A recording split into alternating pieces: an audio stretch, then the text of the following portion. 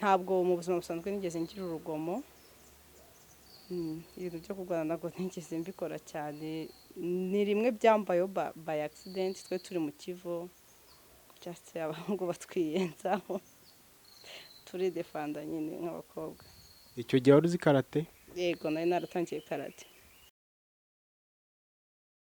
Watangira utubwira amazina yawe, donc identité yawe muri rusange? Murakoze. Amazina ni Umuhoza Aisha aka Sasha. Ndi marié, nkaba ndi umu A0 muri IT, ndi umukarateka ceinture noire deuxième dan, nkaba mfite ishuri ry'abana nigisha karate. Ndakeka ari ibyo. aka Sasha, ese uri umuraperi, uri umuririmbyi? Ko nzi ko abaraperi abahanzi baririmba aribo bakunda kugira utu aka, ese aka byo bimeze gute? Sasha ni izina murumuna wanjye yakundaga kumpamagara ari umwana, kuko ndakeka kumpamagara Aisha byaramugoraga bikarangira ampamagaye Sasha, nakuramo amagara Sasha. Nanjye ubwanjye ndarikunda, bigera naho numva ko nanjye hari aho najya ndikoresha. Yego. No mu buzima busanzwe hari abari kwita? Ntawe uretse murumuna wanjye. Niwe wakubatije? Yego. Sasha yakuriye Brasserie ku Mazi. Ubu ngubu atuye mu mujyi wa Gisenyi kuko ni umugore wubatse. Mfite ishuri ry'abana nigisha karate. Ndakeka ubu ngubu ari occupation mfite, kuba ntoza abana, ni occupation ndi gukora mu iminsi.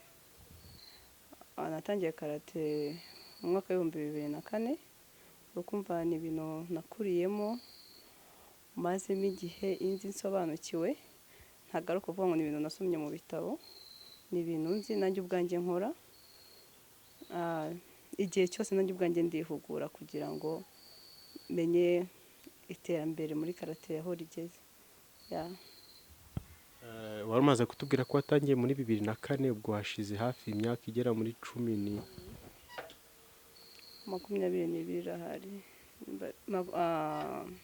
I think. ni ukuvuga ngo uko biri kose biri hejuru y'imyaka 15. Umaze imyaka iri hejuru y'imyaka 15 ukina karate? Iri ahubwo irengana 19 ahari. Uyu munsi wa none uhagaze ute muri karate? Se mba numva ngo mufite amasentire, hari abo umva ngo afite maro, afite bakiri kuri blanche. Sinzi wowe nyine ufite iyo sentire wayibonye ute? Mfite ceinture noire deuxième dan. Ceinture noire nayibonye 2009. Deuxième dan yafashe 2017. Ntabwo mbyibuka neza ariko ni 2017. Karate ubona kuba warayize ikumara iki mu buzima busanzwe nk'umukarateka? Karate kuri njye ni byinshi cyane yamariye mu buzima bwanjye. Cyane cyane ku bijyanye wenda n'iterambere ryanjye, mu bijyanye n'ishuri nagize amahirwe niga kuri bourse ya karate kaminuza, mbona ikigo Kampala International University baduha bourse twiga dukina karate, batwishyura full scholarship. Nyuma yaho karate hari ibintu byinshi igenda igukorera nk'aho umuntu ubwawe utakwitekerezaho, just uhura n'umuntu wambwira ko uri umukarateka gusa akaba ari support runaka wabona binyuze kuri rya jambo yuko uri umukarateka. Yego. Ese byari byagenze ute kugira baguhe iyo scholarship muri iyo university ya Kampala? Bagira imikino itandukanye, so bagenda barokrita bitewe n'amatimu bafite. Ubwo hari abatubanjirije imbere yacu ari abakarateka, abo ngabo rero nabo nibo bagendaga uko barangiza baduhamagara kubera babona ko ushoboye. bakakubwira ati ngwino wige uzajya wowe ikintu uzishyura just ni ugukina. Ni gutyo mbese muri make dushimira abatubanjirije ko nibo batubereye ikiraro natwe kuhagera. urumva ni Kampala Uganda, i Rubavu nk'umunyarubavu, ese nk'umukarateka w'i Rubavu iyo University ya Kampala mwahuriye he kugira abashe kubona, kugira bavuge bati uriya nawe dushobora kumurekera akaza kwiga iwacu? Burya mu bintu byose ukora iyo habanje kubaho kwigaragaza aho waba uri hose byakuviramo umugisha. First of all nari champion, tugira ibyiciro bitandukanye muri karate.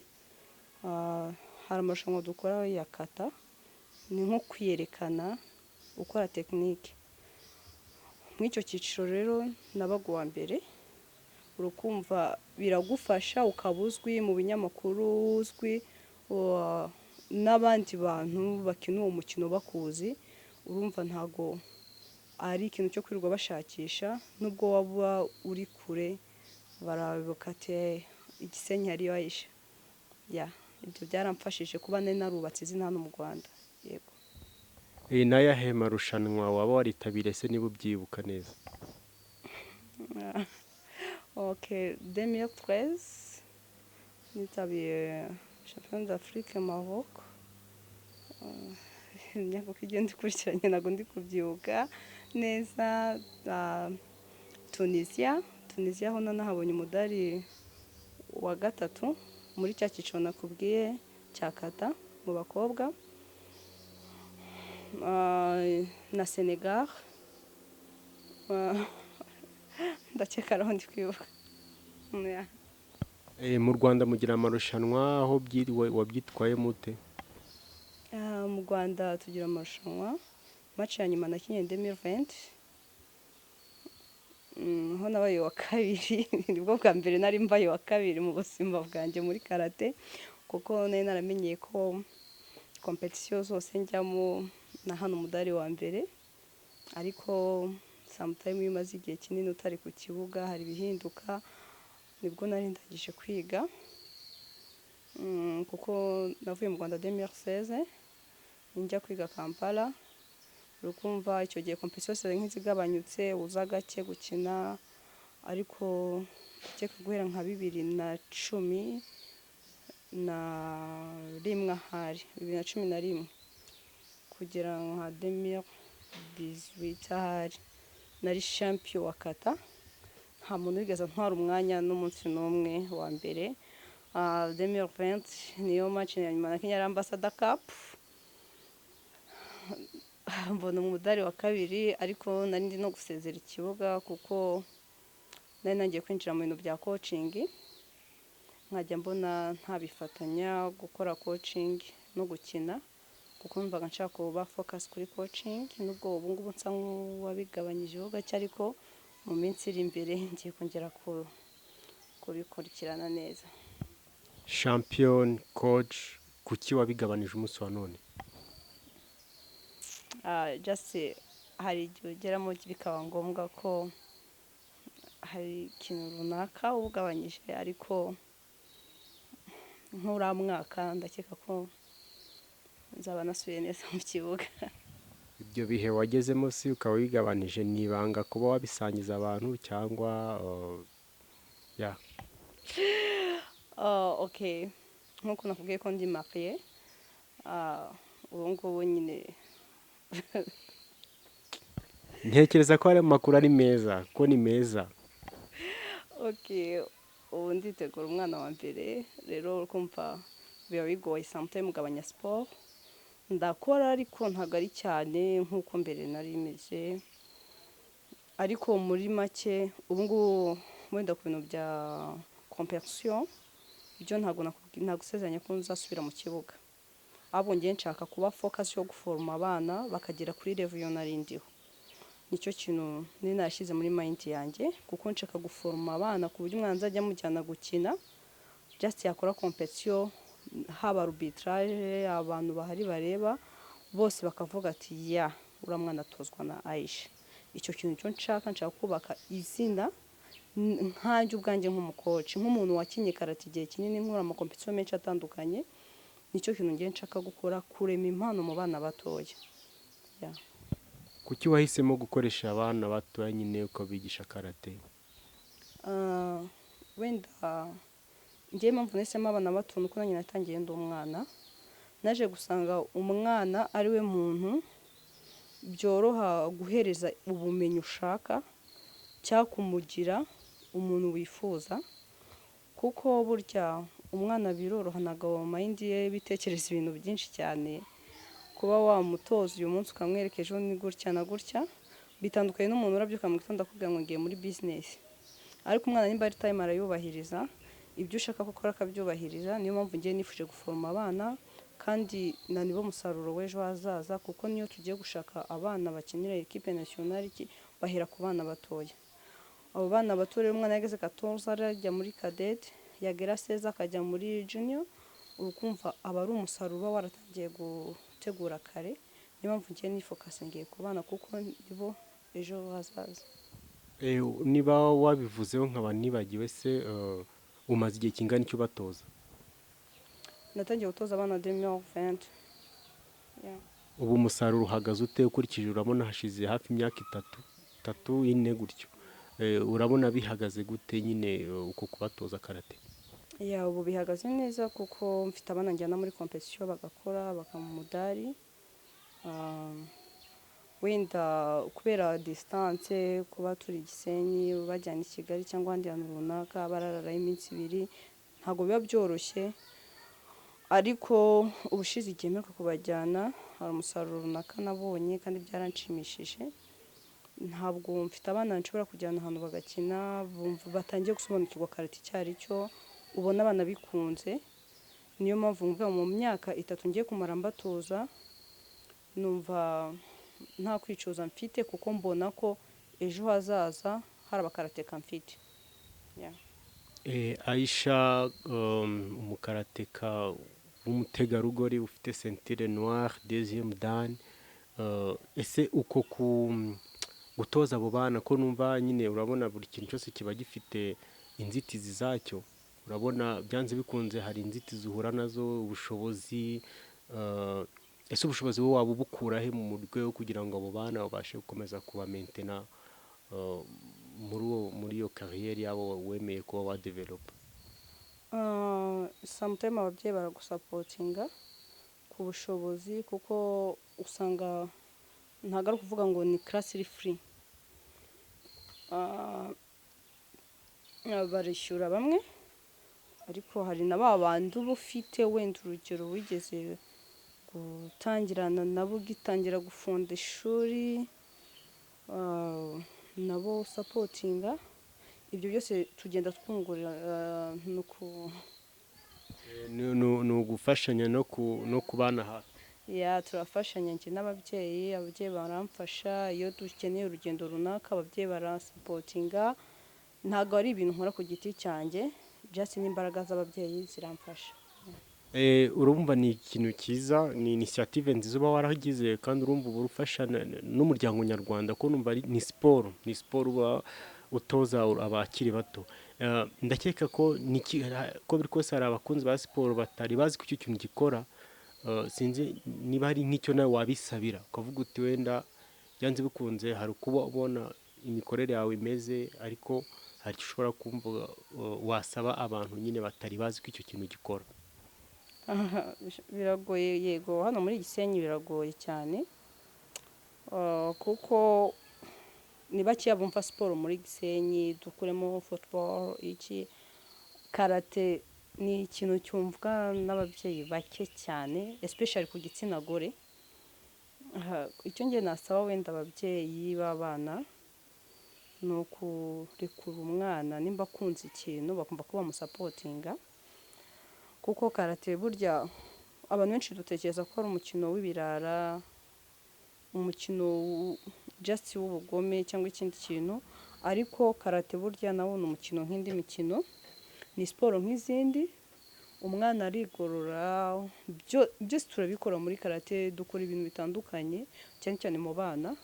ntabwo umwana twamwisha karate gusa, tuba dufite utundi tuntu tubigisha, ariko ikintu nyine kitugora nk'imbogamizi nyine tugisaba like support, ni uko ababyeyi badufasha bakabyumva bagasobanukira ko karate ari siporo nk'iyindi, bakajya barekura abana mu gihe umwana akubwiye ko yikundiye karate, yifuza gukina karate, wakumva ko ari siporo nk'iyindi agiyemo, ukaba wamureka nawe akaza akayikora.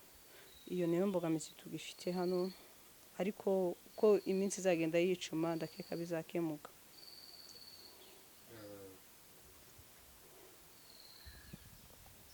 Ugeze ukubita umuntu se muri kubera karate uzi?